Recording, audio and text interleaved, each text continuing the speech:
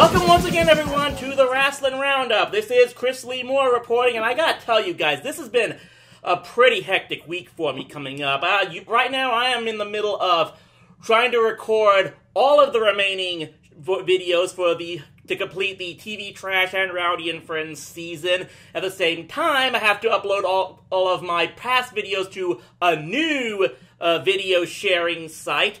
Meanwhile, we've got Disney on Ice and Fan Expo taking place here in Dallas this weekend. And there's something else. It's kind of escaping my mind right now. It's like something else is taking place this weekend, this Sunday. It's on the tip of my tongue. I'm trying to get to it. Oh yeah, it's WrestleMania time! And that... WrestleMania! And that's why I brought in... of the WWE. And that's why I have brought in the full, the major four-team roundtable for this episode. Joining, and as usual, Fantastic Four here. Yeah, is John Paul Weber with Charles Duke C.T. Thomas and last of the Americans, James Faraci. Glad to be back on the show, Chris. So this is gonna be so this is a pretty gonna be one of our most important episodes of this podcast. So we're gonna do things a little bit differently. Right now. First off, because James mentioned this, let's get this out of the way right now. I do want to congratulate Mike Mizanin, a.k.a. The Miz, and his wife Maurice for the birth of their new baby girl. But obviously, a very big time in their lives. In addition, with the Miz taking part in actually a couple of big matches this week. We're recording this on Tuesday right now, so probably in about an hour from when we're recording this, Miz will be teaming up with Asuka to face Charlotte and Bobby Roode in the finals of the Mixed Match Challenge. Now, by the time you guys listen to this, that match will be done with already, so probably not worth talking about here at that point. But at the very least, and then of course the Miz will be in his triple threat match with Randy Orton. That's SmackDown. It will be in his triple threat match for the Intercontinental Championship with Seth Rollins and Finn Balor. We'll talk about that in a moment. But definitely want to give my congratulations to The Miz and his new family. Absolutely. Mazel tov to Mike and Maurice. Good luck. So now we've gotten those formalities out of the way. Like I said, it's going to be a bit different for this episode. Because first off, we're going to run down the WrestleMania card first. And give our takes on all these upcoming matches. And then we'll kick off to our main topic of the day, which is going to be, we'll be talking about what we would like to see happen in WWE. And you know what, just for the last, because a lot of my other friends here, they do watch other promotions, I'll let them have their take on, what they'd like to see from the stuff that the other stuff that they watch as well. I'm gonna let them have that opportunity as well, if that's what they'd like to do. But, let's get things started to kick off. Of course, it's WrestleMania 34 live. A 7-hour spectacular is going to be taking place, pre-show included. And you know what? I'm going to say this, probably still shorter than pre-show and game of the Super Bowl. So I managed to fit 4 Disney movies during this past year's Super Bowl. So I saw the Star Wars trilogy, the original Star Wars trilogy, during that hunk of crap. Yeah, but in the meantime, let's, of course, I'm sure we'll take part of all these matches from this event that's going to be taking place, once again, from the Superdome in New Orleans, Louisiana. John usually has the card for these big pay-per-view matches, and I'm sure he did not disappoint for WrestleMania here. Of course not. It's going to be a long episode, because there are 13, I repeat, unlucky 13 matches on the card. Oy, Gavolt. Oh, yeah. Including a number of multi-man or multi-woman matches and 2 Battle Royales. Oy, hey. So, let's start off with those. There's the men's Battle Royale and the women's Battle Royale. Like the Royal Rumble, everybody starts off in the ring, thrown over the top rope. Last person in the ring is the winner of a trophy. And a memorial. And the unnamed used to be the Fabulous Moolah Battle Royale. Let's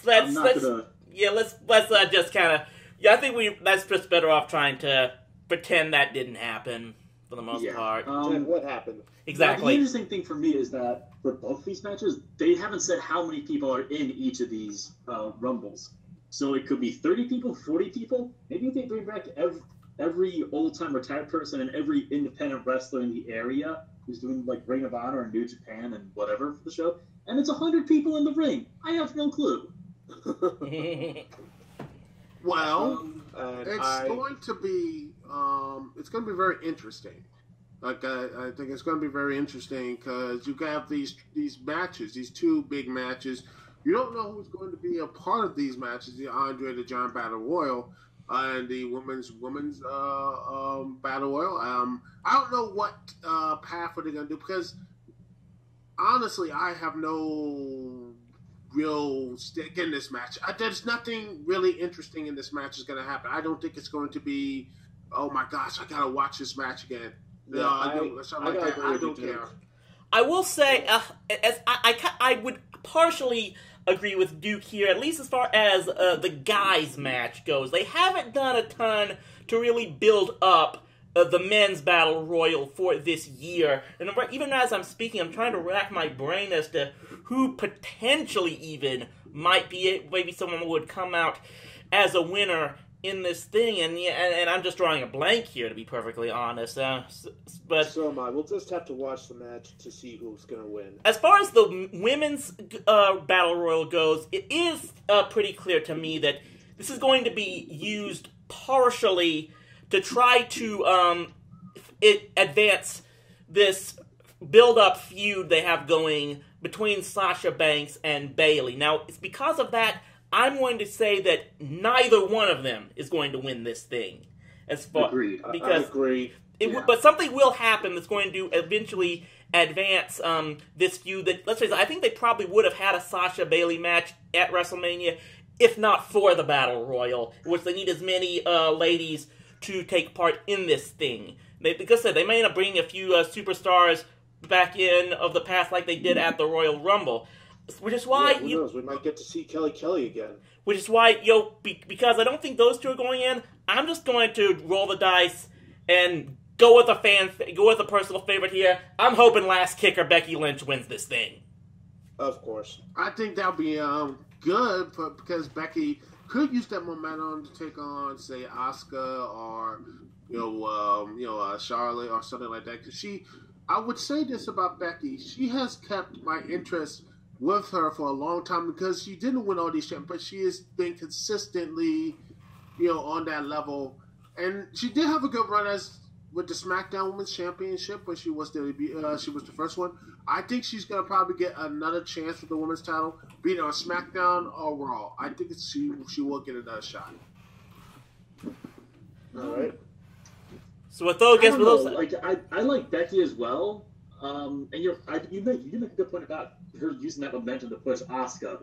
But if we're looking at the way they've used the Memorial Battle Rumbles in the past, I almost see this one going to Mickie James. Just as fine, she deserves something after doing nothing for the past year. Let her have it.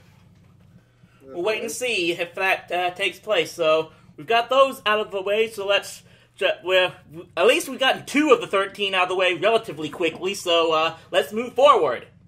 All right. The Cruiserweight Championship, which has been held by Mr. Vacant, the greatest champion in the history of wrestling. Who has won every belt in every promotion, including men's, women's, and intergender stuff. And does this make him currently make Vacant the longest reigning current of the reinstated Cruiserweight champion ever? No, I think Neville's still better. Neville still has that. Okay. Well, that's just what I know because I haven't followed 205 Live. Do not denigrate the king of the Cruiserweights. I'm not. No denigration here, dude. No. But, the finals are between Cedric Alexander and Mustafa Ali. Really good stuff from Ali. I love the video promos you have on YouTube. We gotta post them up, or at least post one of them up on this podcast during the podcast. You should do that, Rowdy. They're really good. Please, we guys remind me to do that sure thing. And yeah, I really get the feeling that they will probably pull the trigger with Mustafa Ali and put the belt on him for this match. The guy does seem to have a lot of momentum going. They definitely want to push their Eastern Asia on Western Asia, the Middle East growing popularity of this sport. So it probably would be a very good move on all sides to make Mustafa Ali the cruiserweight champion. Yeah, although it is interesting that you say he's Middle Eastern because he's born in Illinois. Yeah, there is that. Sure. But I want to say Cedric because he's been teased for a long time, but maybe this would be a good impetus for a heel turn and give him some more character and such. Personally, in my opinion, I would have just took away the cruiserweights and just have them go to separate brands because the 205 Live was DOA when it began. I'm going to be straight up real with y'all. It was dead because it was just... There's too many shows on the WWE Network and such. There's too many stuff. Too many of shows. Too much stuff. It's over bloated. And even though they have some good stuff on 205 Live now, and even in the previous stuff with Enzo and the Zo Train and such. We do not mention Enzo. I know. Yeah, but... Yeah, but the previous champion. But you understand what I'm trying to say. Well, is that it was too much stuff and the crowd wasn't caring. They don't care. And they do good work. But at the end of the day, if the crowd doesn't care and no one's watching, look, I understand people will say, oh, we should have put this in the main show. I'm like, why? Why put this in the main card? People are not responding positive. For the reason you're stating, this year at least, the interest isn't there. Now, it would be nice if they could build the interest. Maybe they have some NXT call-ups like Johnny Gargano or Ricochet when he's ready. I hear rumors that Leo Rush is going to be moving to 205. Maybe somebody eventually can get that more mainstream appeal to make 205 more worth watching.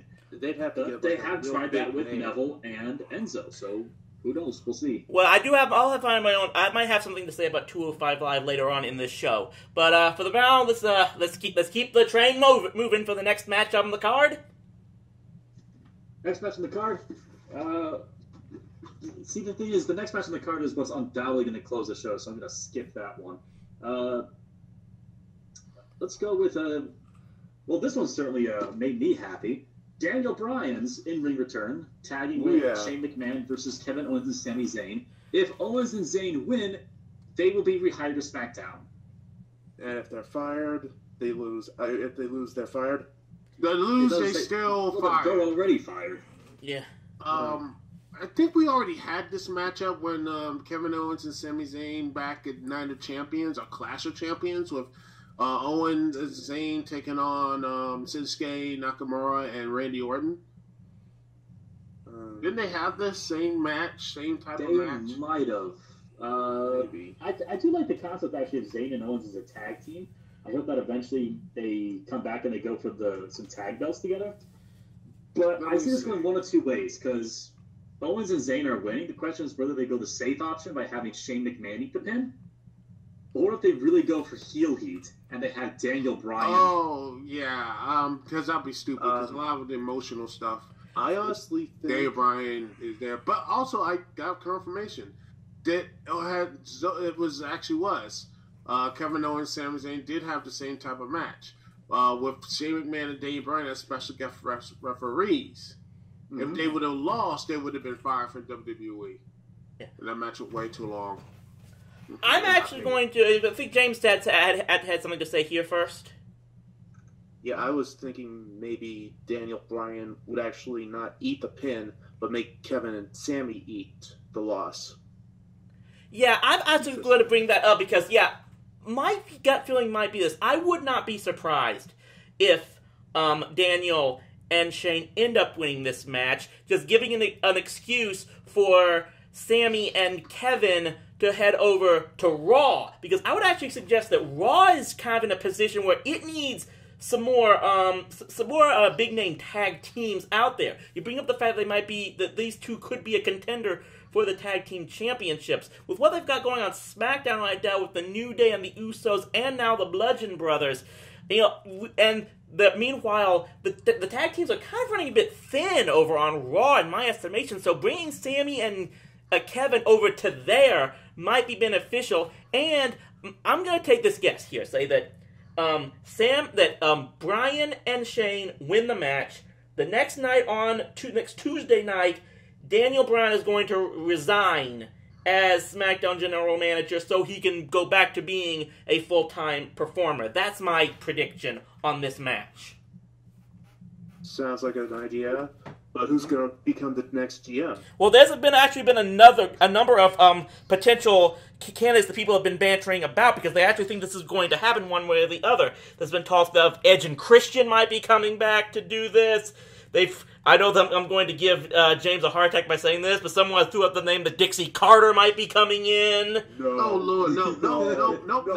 Well, then that I see your Dixie Carter, Brody, and I raise you Jeff Jarrett, because he's seen backstage. Yeah, that's another one, and then there's the big name that the Hulkster might be coming back. Oh, God, I forgot about the Hulkster. Please, yes. I think anyone the Hogan... but Dixie Carter. Well, here's someone else. People might think, how about Big Show? He did just sign a big multi-year deal so that might very well be possible. So like I said, this is just all speculation at this point in time. So all we can really do. So in the meantime, let's see. I think we're about 4 matches done so far. So let's see how fast we can get this done. The other big name making their in-ring debut, Ronda Rousey, tagging with Kurt Angle, going up against Trips and Stephanie McMahon. Well, easy money. Ronda's going to get Stephanie to tap out. Yeah, I think that's pretty much the... And by the way, is it just me how WWE has botched the entire Ronda Rousey, going in? Because she has been terrible in the mic. She has been just... She definitely needs some improvement there. Yeah. I mean, it's definitely been a difficulty that I think they are trying to work with. So this match is going to go a long way, I think, towards seeing them gauging just how much of a superstar Ronda Rousey can be on this stage. I think we're all pretty much in agreement that we're saying that Rousey is going to get the submission win against Stephanie to how this match is going. So really it's just going to be a matter of what all else is going to take place in this match to try and see if they can seriously push Ronda as a major superstar going forward. That's pretty much going to be the question that this match will... We're just going to wait and see on that. So that's probably the fastest. So I guess we're all in agreement here that it's going to be Ronda beating Stephanie in this match. Yeah, pretty much. Yep. Okay, so let's move forward. Up next is the SmackDown Tag Team match. It's a 3-way between the Usos, the New Day, and the Bludgeon Brothers. I'm going to go with the dark horse here and say the New Day. I would say if this was a straight one-on-one match that the Bludgeon Brothers were in, I would almost undoubtedly give them the titles in this matchup. But with it being a triple threat, there's only going to be one or two things are going to happen here. Either the Bludgeon Brothers just absolutely destroy both teams in winning the titles to try to make themselves look even more dominant. But if that doesn't happen, I would say that the Usos will actually retain, but you will eventually see the Bludgeon Brothers get the belts very soon after this show. Yeah. Yeah. WWE hasn't had faith in Harper and Rowan before. I don't see them putting their faith in them now. I see Rowan and Harper actually win. I'm just calling it right now. I see the Bludgeon Brothers pick up the big victory at WrestleMania. And they have been impressing crowds lately. I know the Smarks don't like them, but I think a lot of people have gotten away. Their brutality and such has gotten them, some crowd interaction and such. So yeah, I think they can. Well, we'll wait and see what's going on there. Meanwhile, I guess we have another. We have another tag team match coming in, or do we? Oh, you're talking about the Bar, Cesaro and Sheamus versus Braun Strowman, and that's half the fun right there is figuring out who his tag partner is going to be. Whoever he is, I gotta give the championship win. because Braun Strowman's going to make the Bar eat the loss. They're going to eat the pin. I hope so. This is. I will say this. Normally I think we go into WrestleMania wanting to know exactly who all is in every match, but I really do gotta give them props for being able to build up this match and just the question of who would possibly tag with Braun Strowman of all people. I might have one guess as to who this might particularly be. Who is it? Well, seriously? Who was that? Well, it's the Big Show! Big Show? I mean... But I feel like that's the most anticlimactic choice, honestly. Yeah, I would say, call me crazy, but I would like to see if they were going to do something, Lars Sullivan. Ooh. Who? Lars Sullivan from NXT. That would actually be interesting. Well, it would be okay with Lars. Yeah. It's. I mean, that's a possibility that Mike could possibly do that. Just my gut feeling says, especially with this revelation that Big Show had signed a new contract. If he was playing something like that, where he was in more of a limited capacity, basically just playing the second fiddle to Braun, and however long they want to keep him as a tag team champion, which I don't think is going to be long anyway, because I think this was just something to try to get him on the WrestleMania card, to be perfectly honest. So I definitely see Braun and his partner, whoever it may be, winning this match, but I'm going to go with a dark horse choice here and say John Cena. We'll get into that in just a moment. But that's, I mean, who knows that thing? But yeah, that's just also the whole big mystery as who's going to ultimately become tag team champions with Braun Strowman. I think I have two choices here, and there's a serious one and there's a comedy one. Mm-hmm. The serious one is Elias. That seems like the safest bet. Yeah. But that's not who I want. I really want James Ellsworth to come back. Oh. Full circle, right? Yeah. I know it's silly. I know they won't do a big comedy spot like that for the WrestleMania Raw Tag Team Champions. But I would love to see James Ellsworth and Braun Strowman, team up. Because they're both really good in terms of comedy. And I think that, strangely enough, James Ellsworth could get a big pop at WrestleMania, which would be kind of cool in its own right. John, I think you're nuts. You know what? Thank you. Well then, I'm just as nuts as John, because that would just get a laugh out of me as well. Unfortunately, I think that Ellsworth is too busy defending his intergender championship at this moment, so unfortunately, I don't see that happening. But what do we see happening in the remaining matches on this card? Let's see. Charlotte Flair versus Asuka. I'm going to say the following. Charlotte Flair gets the loss by Carmella. That's the big thing. Asuka will not get the loss as well. But that just keeps delaying the whole inevitable. And what type of streak are you building up? Are you building up to when they have Ronda Rousey beat it? It just, I know. Just get it over with. Just have Charlotte. Have Carmella pin Asuka for the championship after she wins it, and then she chases Charlotte.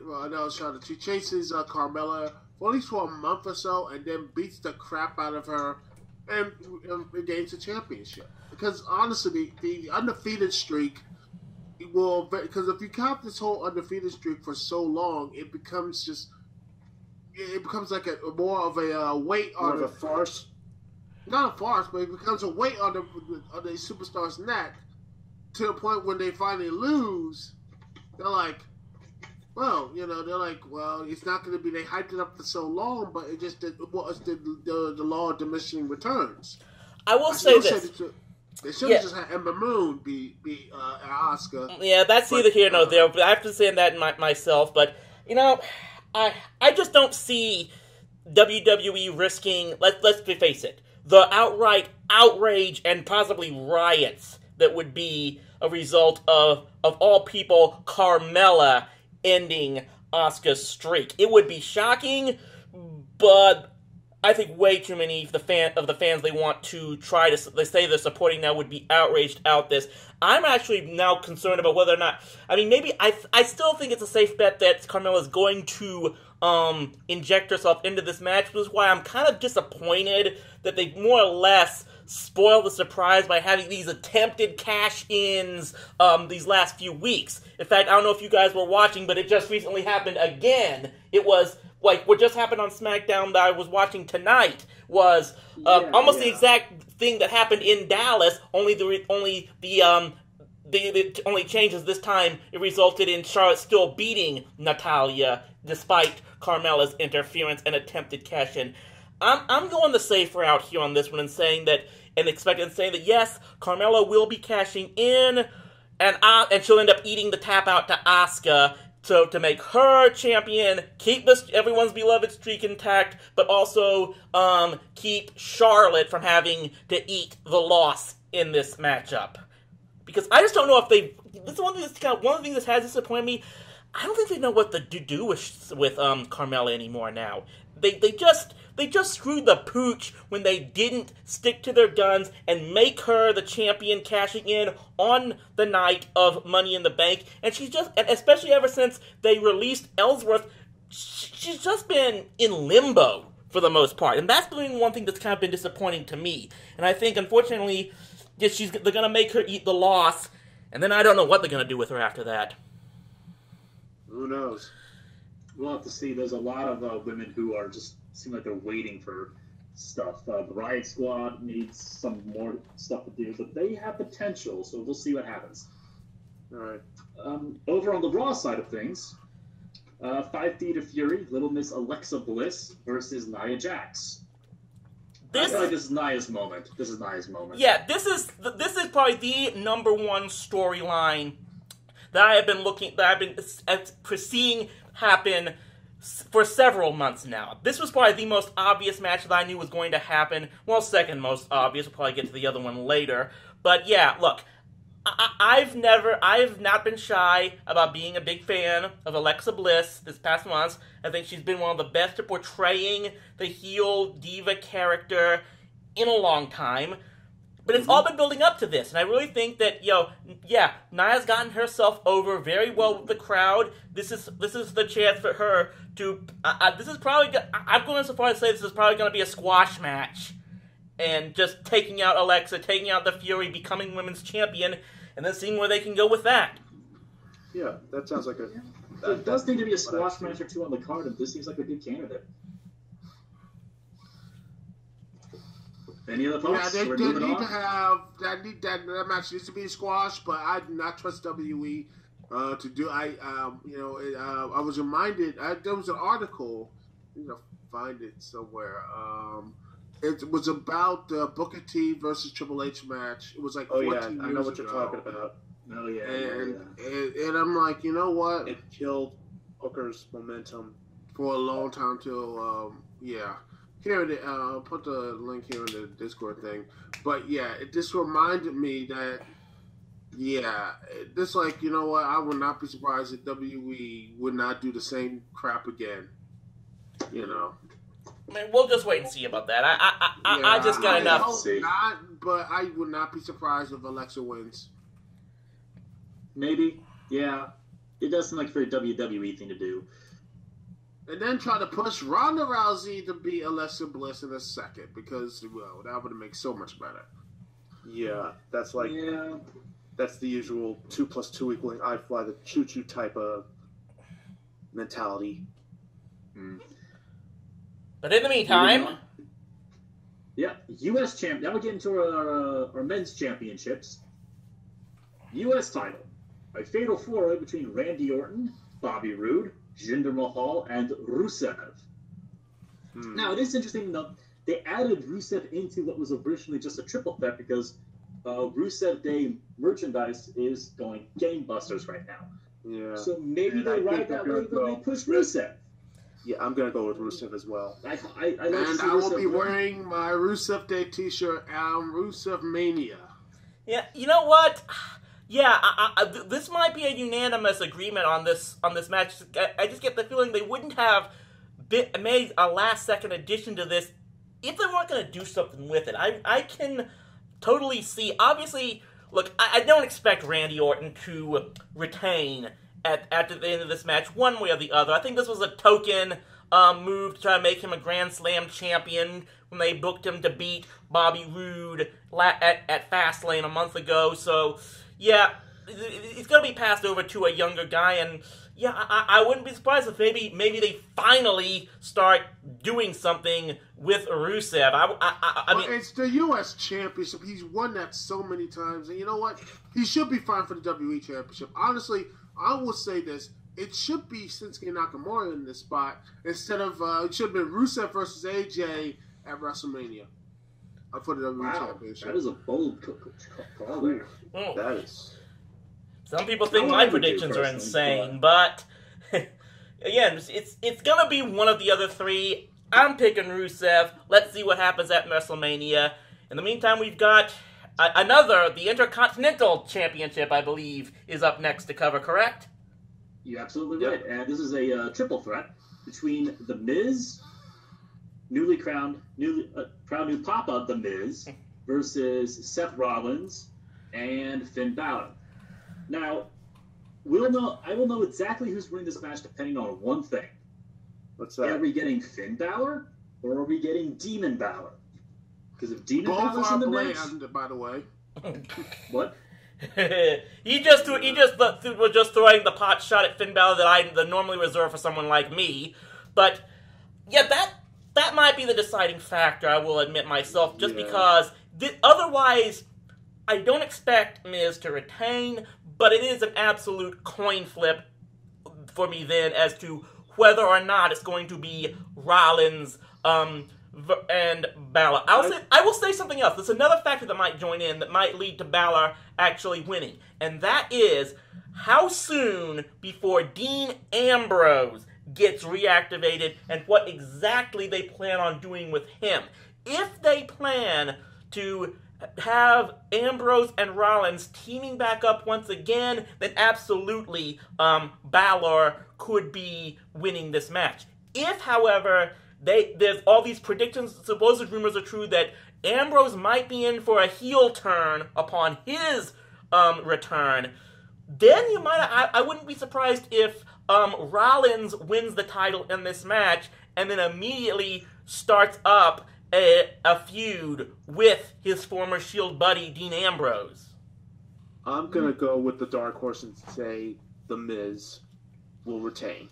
I don't want The Miz to retain because I'm just done with... honestly, The Miz has been on repeat and loop and just doing these shoot comments. I'm just done with the shoot stuff. And Miz is not that good. You know what? You already got a better version of The Miz down at NXT called EC3. All right, Miz to me, he needs to do something because he needs to shake things up because the man is just terrible in the ring. I don't care if people say, "Oh, he got better." Well, he's got 1,000 times better. 1,000 times 0 is still 0. And I will say this: if you're a fan of the Miz, okay, fine. Personally, I say put him as a manager role, fine, whatever. But he should not be wrestling anymore. I have Seth Rollins win and have him defend the title and stuff like that, and that's pretty much it. Okay.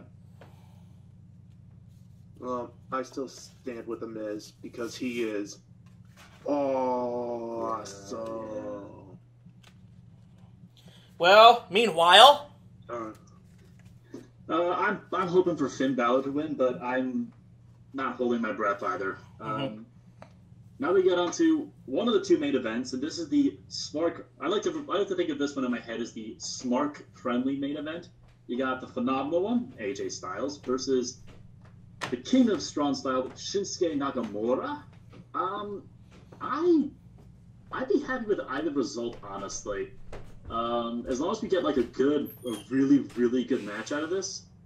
But I'm kind of hoping that AJ retains for now, and gives Nakamura something a little to chase for a little longer.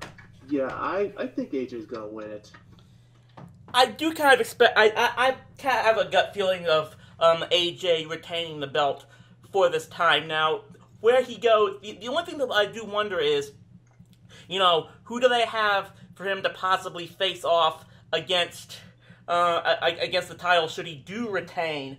I will say this: the only I'll predict this: if AJ retains at Mania, and it might be very well possibility that then.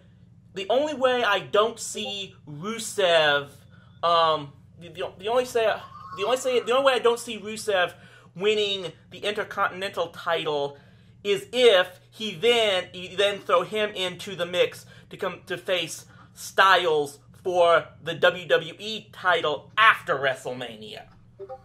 That's one possibility. That's one possibility. The other thing that I've been thinking of is Daniel Bryan's going to be wrestling again now. Right. You know that everybody is eventually going to see Daniel Bryan versus either one of these two men, Styles or Nakamura or Rusev. It could be or Bobby Roode. Yeah, I would say that if you're ever going to see Daniel Bryan versus AJ Styles in particular, that I think is going to be held off at least until SummerSlam, in my estimation. So I'm kind of just putting that one on the back burner for right now. Yeah.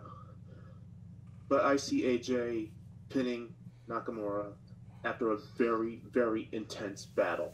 Yeah, it should be the sort of thing where AJ is like standing tall and dominant. Like I want him like barely crawling out of the ring like after a war. That's kind of visual I want here. Well, I don't want Shinsuke. I probably want to go see Shinsuke win, fine, but I just want something really change in the main event scene later on. But I have Shinsuke Nakamura winning. Okay. Perhaps. And so I think we do agree this is going to be a very intense battle between these two individuals, regardless of who ends up winning. And I'm sure the other championship match is going to be a majorly intense battle also. Am I right? Yeah. This is just... I'm hoping for... Okay. Obviously, this is the Brock Lesnar and Roman Reigns match. Right. Everyone knows it's going to be Reigns. Like, unless WWE pulls a shock and, like, has Brock win again. But what I really want to see is, since the setup for this one is so obvious right now, I want this to be a squash match. A squash match? With Roman winning. Okay. Yeah, and you know what? Basically, I want this to be... Okay. Roman's discovered, he watched the Goldberg matches and says, if I spear Brock with the force of the cannon, that's his kryptonite.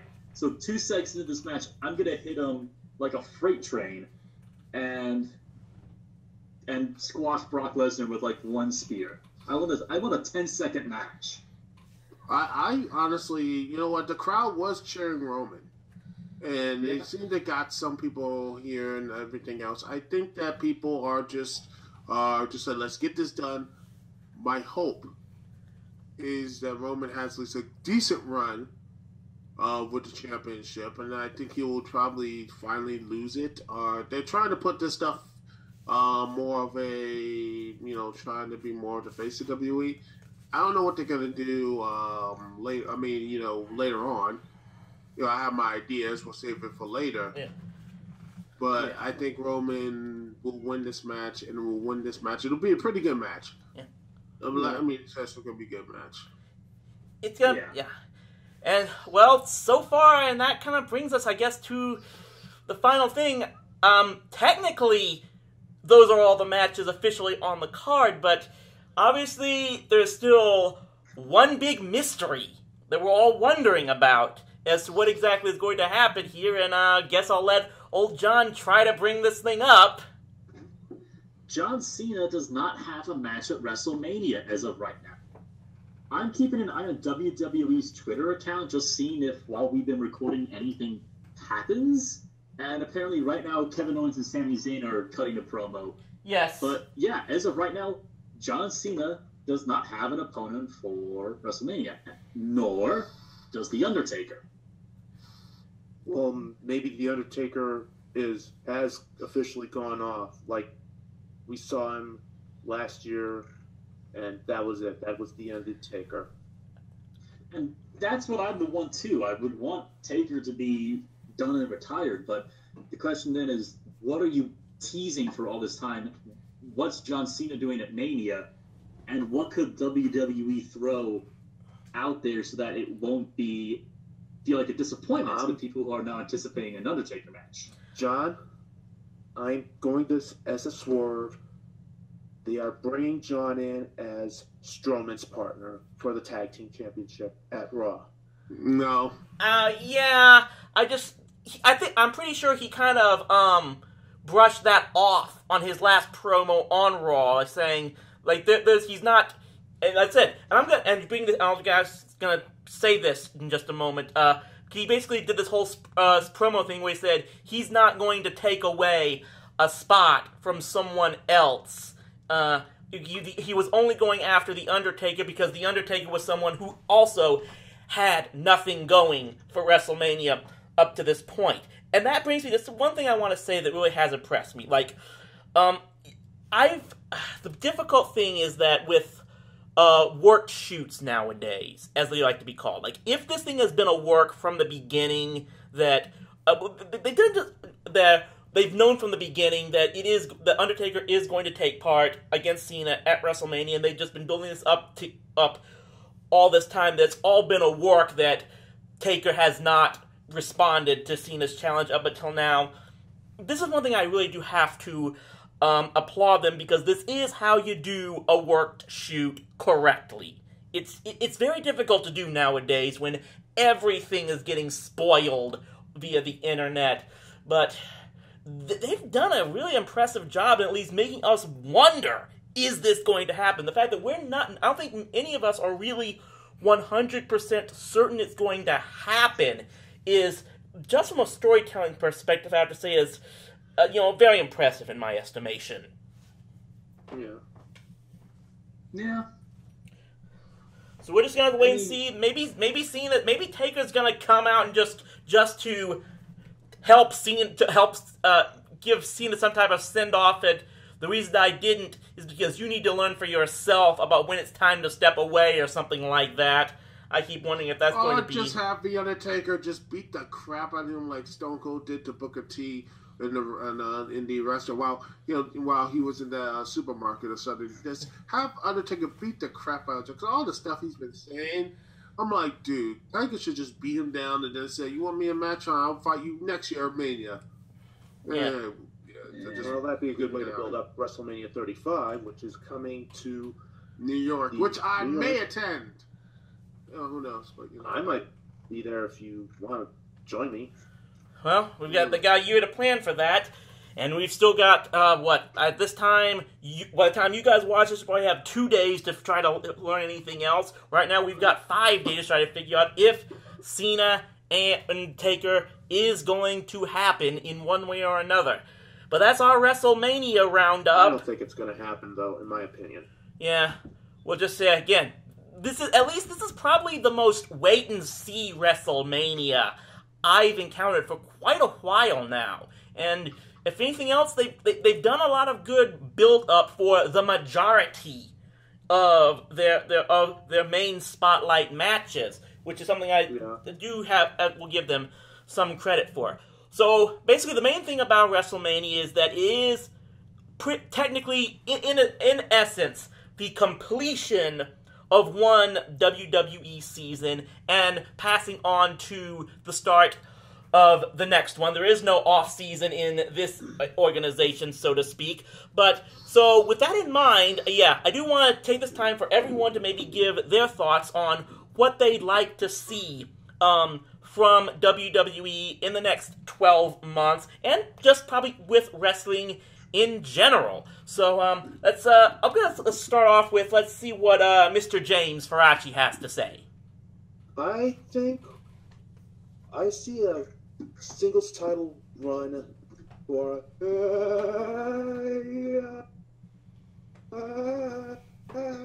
okay. The leader of the Woken Army. Woken Now, which title? Honey. I'm thinking the United States Championship. You know what? Just the concept of seeing Matt Hardy basically with a belt which forces people to pay attention to him and interact with a lot of the roster. Yeah, I'm down for that. What about you, Charles? Well, I see. That would be interesting, Matt Hardy winning the year. I see him still being on Raw. I don't think the Bray stuff is over yet.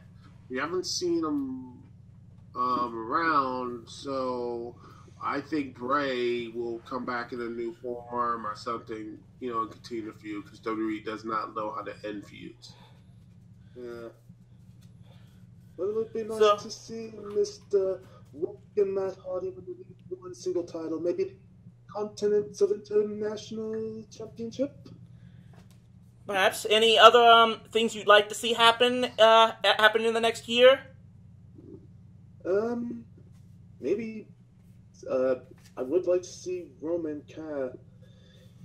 be given someone else. I'd like to see the WWE Universal Championship get more circulation, get more people on that belt, get the.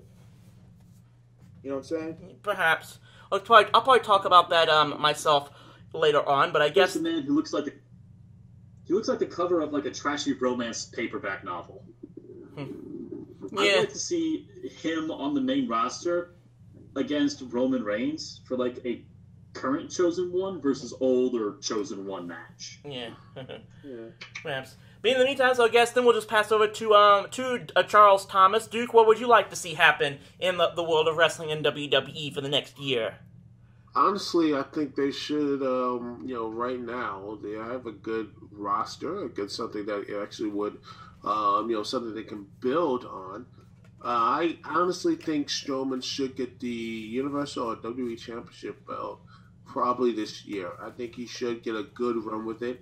He should be the one to beat Roman Reigns at SummerSlam and have a good long run, because people seem to like him.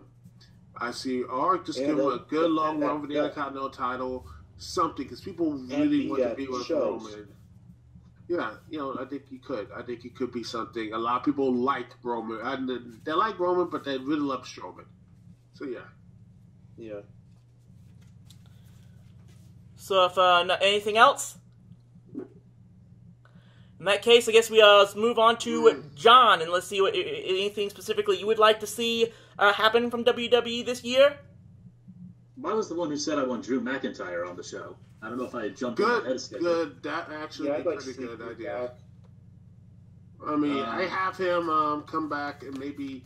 I don't think he should have stopped at NXT. I think he should have came back to the main roster, as they desperately need star power. And Drew, for what he has, he does have somewhat star power and still have recognizable ability, and he has credibility. And you have an instant storyline saying, hey, I was supposed to be the chosen one, and I failed at that, but now I am a,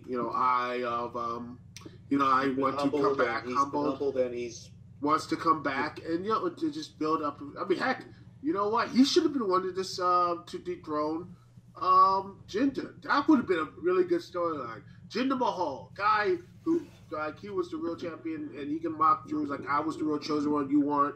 That's a story that could have built up. Oh, you could have built up to WrestleMania there. You can actually have a good. That would have been a really good WrestleMania. I think it would have been better. I think it would have been better off there. This because WWE champion, that would have actually been really good. I wouldn't mind seeing Jinder get built up again. I think he's going to win the U.S. title, but I think it could be a really good story for Drew to come back for. You might see that might still happen where a Jinder could win the U.S. title and then be facing Drew McIntyre for it later on down the line. You could wait and see about that. Anything else we were hoping to see this next year, John? I'm hoping against hope here. I shouldn't get my hopes up again because he's been booked into the ground for 4 or 5 years now. Please make Bray Wyatt great again. Please make him just great in general. He's done. I know he's dumb, but I can't help it. There's so much potential there, and if they recrap him, maybe they could do something right with him. And I know they won't, but I hope they will. And I know it makes me sad. Okay. Yeah, I kind of expected something like that, which is kind of what I myself will get into. If anything else, I would like to see the WWE, if they're going to put the Universal title on Roman Reigns, try to actually at least run with it for now. Don't give in to... Because it looks like he is starting at least someone to get over.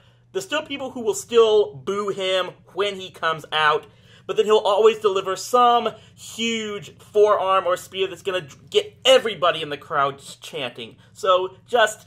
Yeah. That they need to keep running with this guy. At the very least, he needs to hold that belt until SummerSlam, and then what they do with him after that depends on exactly how much the crowd goes for it. But at the very least, make him at least give him the opportunity to try to win over this crowd, because even with some people who still might boo his entrance, it is starting to work, I think, for the most part. Also, I'm going to take another similar page out of John's playbook here.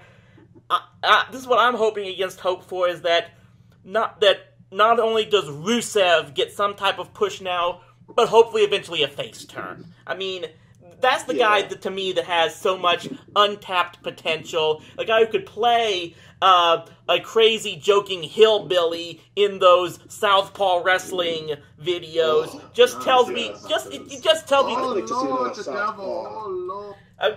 me the guy is just an absolute card, and he could just do so much more than what his character is doing as of right now. So I really do hope they go to at least something better with him than that, and that's the one thing that I'm probably hoping against hope was.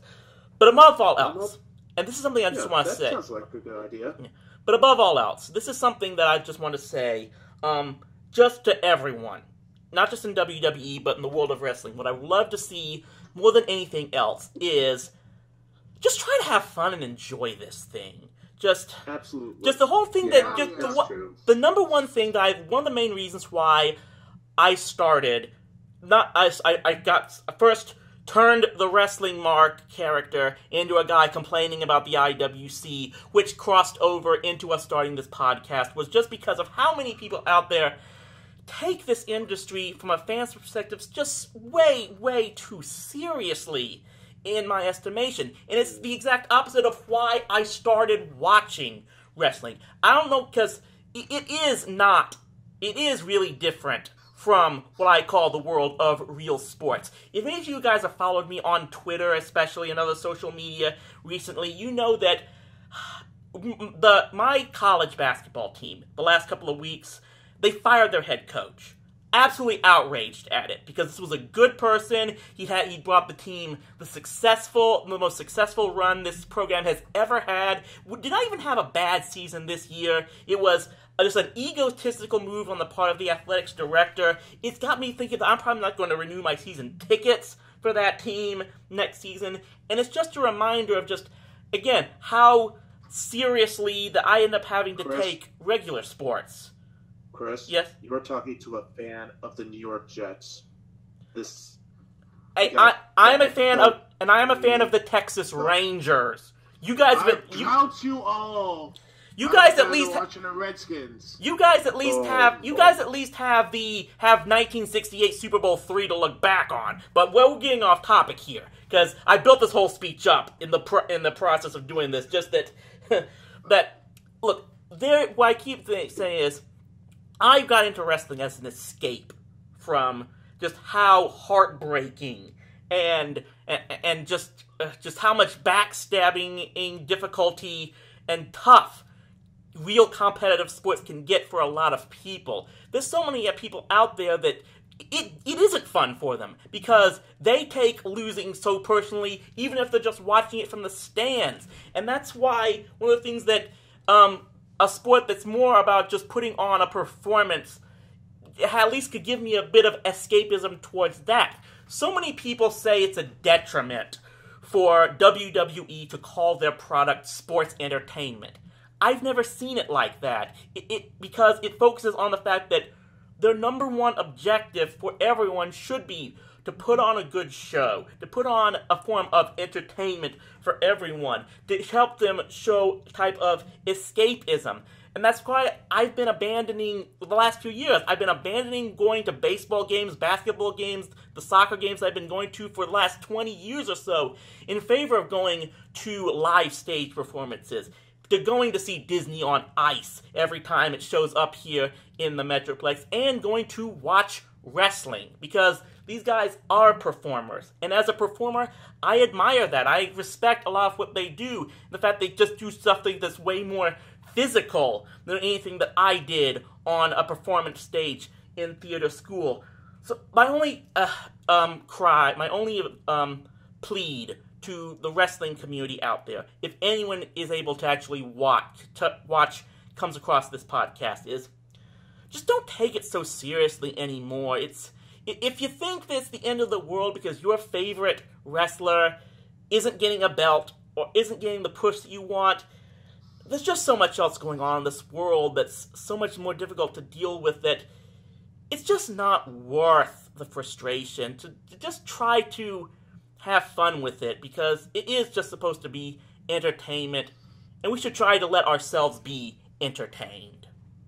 Oh, yeah. I hear you. I get this frustrated sometimes. People are saying they hate Roman, and they get real personal and stuff.